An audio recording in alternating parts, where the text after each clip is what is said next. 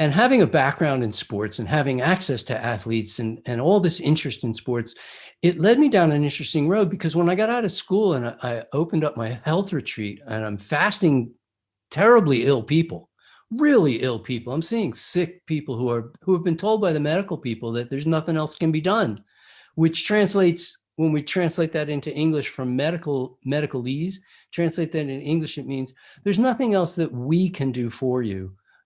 So we're not going to waste your time anymore. We can't figure out a way to charge you for anything we're going to do.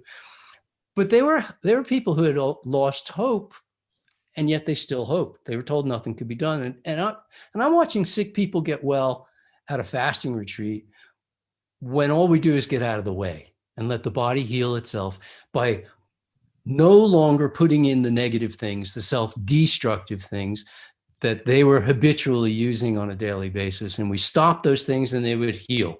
Body heals itself, just like we always knew it did. When you get a cut, it heals itself. You get a bruise, it heals itself. You break a bone, it heals itself.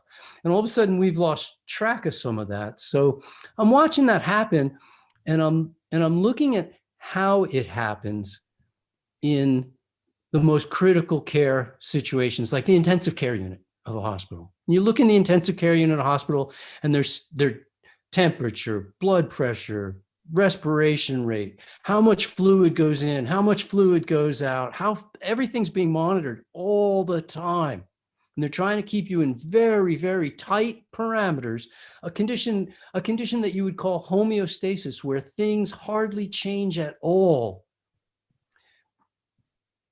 and just drip the nutrition into people.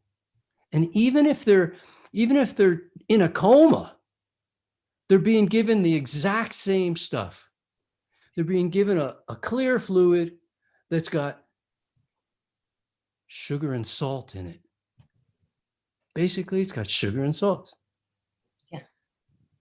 And they get well enough to leave the intensive care unit and go back to the hospital, hopefully to get even better than that and go home someday. But somehow,